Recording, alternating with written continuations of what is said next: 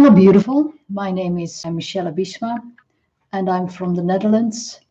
And I have started a Facebook group which is called Vibrational. And since sound is a vibration and the sound waves are also coming in different frequencies, and they can show up as light, as colors, and therefore light. So it's all tied in. And sound is such an unconscious part of our reality. We hear so many sounds, and we are inundated by that without our knowing that. And sounds affect us at all levels, on a mental level, on an emotional level, and also on a physical level. And also it affects our energy bodies, light bodies. So since that is the case, the music that we are hearing is tuned since the Second World War in the 20th century differently, and has been moved away from the natural sound. And the Schumann resonance is about at 432 hertz, and that for me is the Ursus sound. And when I listen to that, then I feel more embodied, soul embodied, and grounded in this physical density called 3D.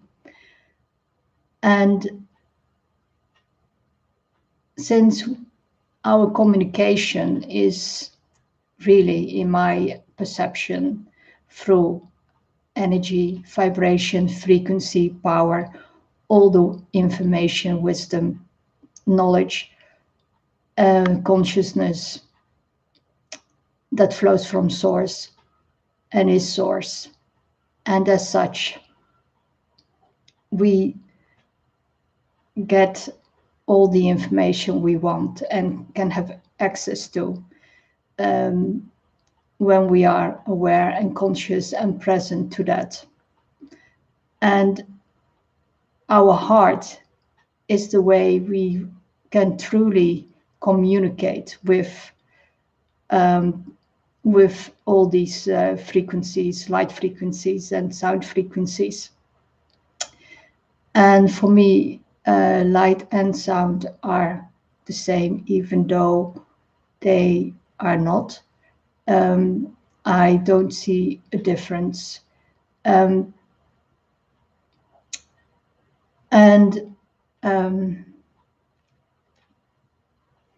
they are simply enmeshed and with each other and are part of each other.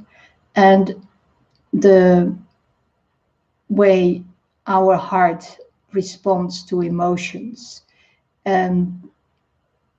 they can be amplified and magnified. And our heart's electromagnetic field is about 5,000 times stronger than the electromagnetic field of our brains. And our electric field is 100 times stronger than the electric field of our brains. So, knowing this, when we listen to music, that really affects our cells at a core level into our DNA. Everything vibrates.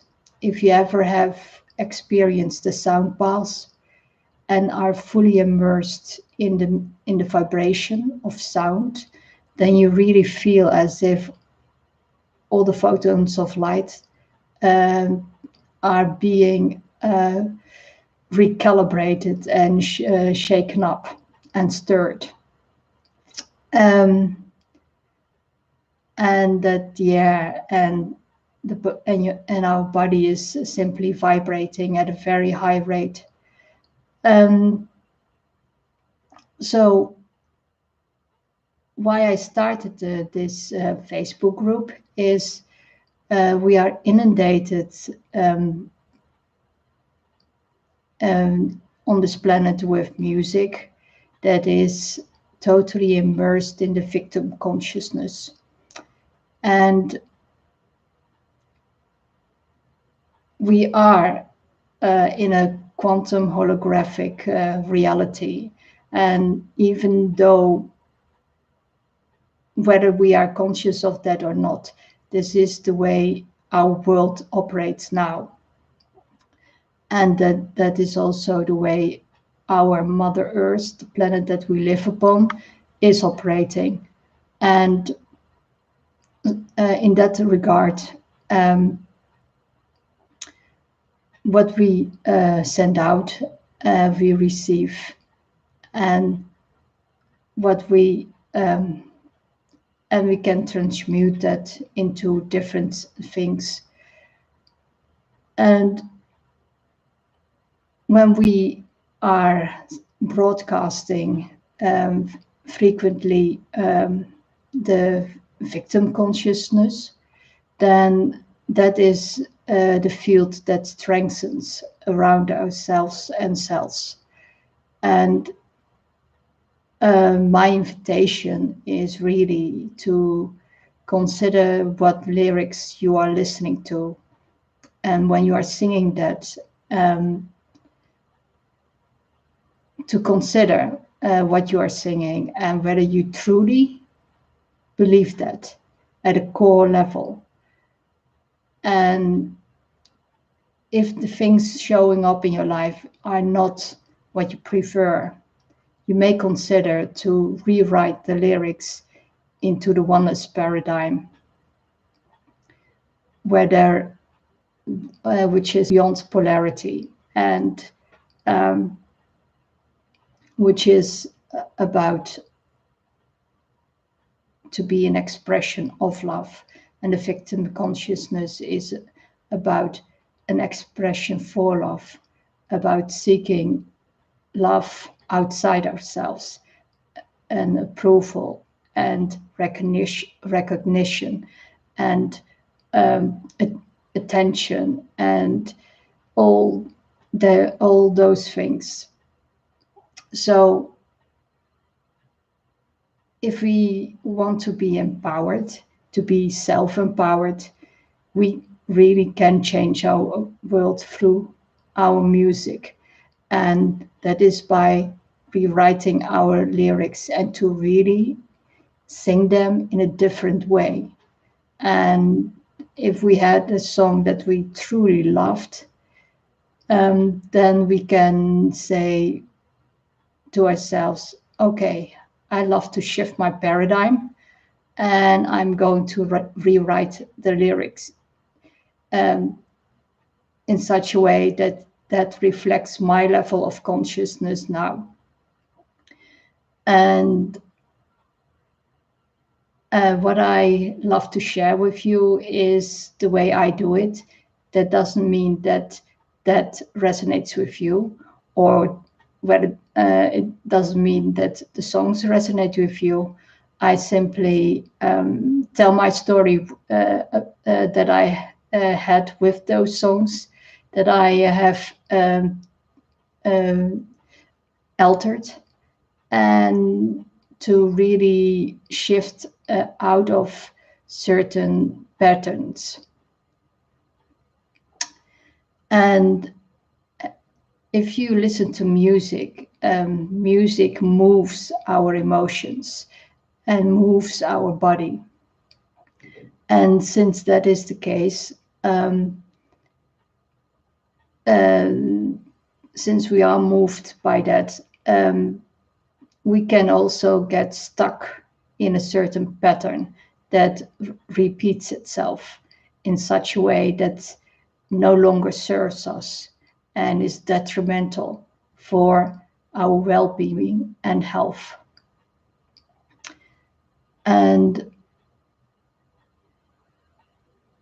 even though our mind ego loves to be in control and loves to keep us safe, by keeping us safe, we reiterate patterns that no longer are serving us and that are immersed in survival mechanisms. And experiential singing is also about being conscious, present, and aware of all that, and to really connect with our soul, with our heart, and to sing from our heart. And when we are singing, we are able to express our own truths and to really create our own reality. And the way we do that is by voicing what is deep inside of us. And when we are not conscious of such mechanisms, then we let ourselves be unconsciously programmed by musics that no longer serves us. And my invitation is to really, really be aware of that. For example, for a long time, I was very much in despair up until now. And I felt that there was too much hunger, too much war, too much pain and suffering in the world.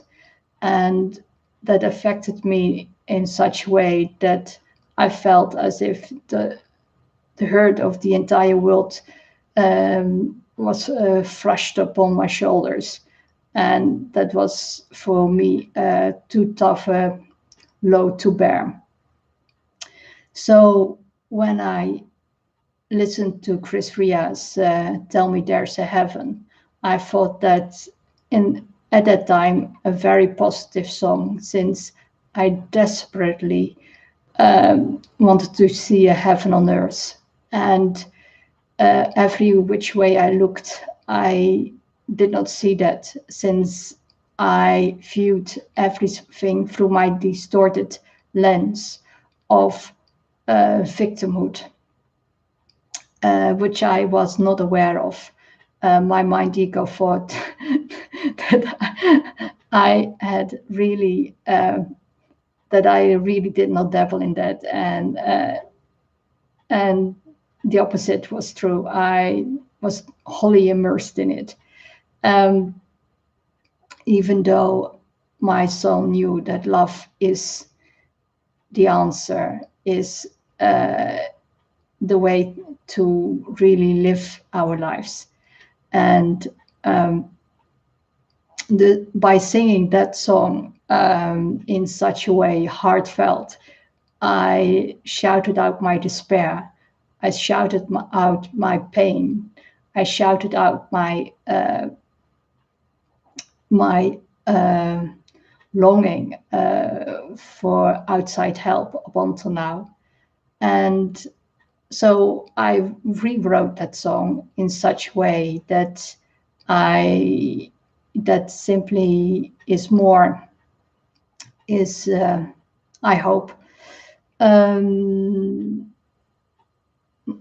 alignment with what I truly love to invite and welcome in my world now. And that is to really be an expression of love in oneness now. And if you dig this, then I love to do next week an introduction, a second introduction, and that is about vocalizations. To really be able to express is to be compassionate with our throat, and our vocal cords are an instrument. Our body is an instrument, and it sounds out the way what our power is, what our energy is, what our vitality is, what our health is, and it's and to be able to really allow our throat chakra to open so that we can speak our own truths, that we can stand in our own power, and that we can show up sovereign, is allowing a balanced throat chakra. And in combination, of course, with all the other chakras, so that the flow of energy flows smoothly and evenly through our body. So if you are interested in showing my vocalizations that I am doing under the shower, then hook up and watch me next week. For the time being, I hope you are also inspired or enthused by this, as I am, and I hope you are considering to really look at the songs that are the biggest favorites for you, and to look at them with presence and consciously and in all awareness, and to really consider whether what you are singing or hearing is what you truly love to express in the world for yourself now. So I'm looking forward to see what you are doing, and let me know if you have considered to take up on my challenge, and to really look at the songs you are listening to, and to and if that is no longer serving you, then I invite you to change the lyrics, and in such a way that reflects your paradigm that you choose to live in now. I love you, and namaste.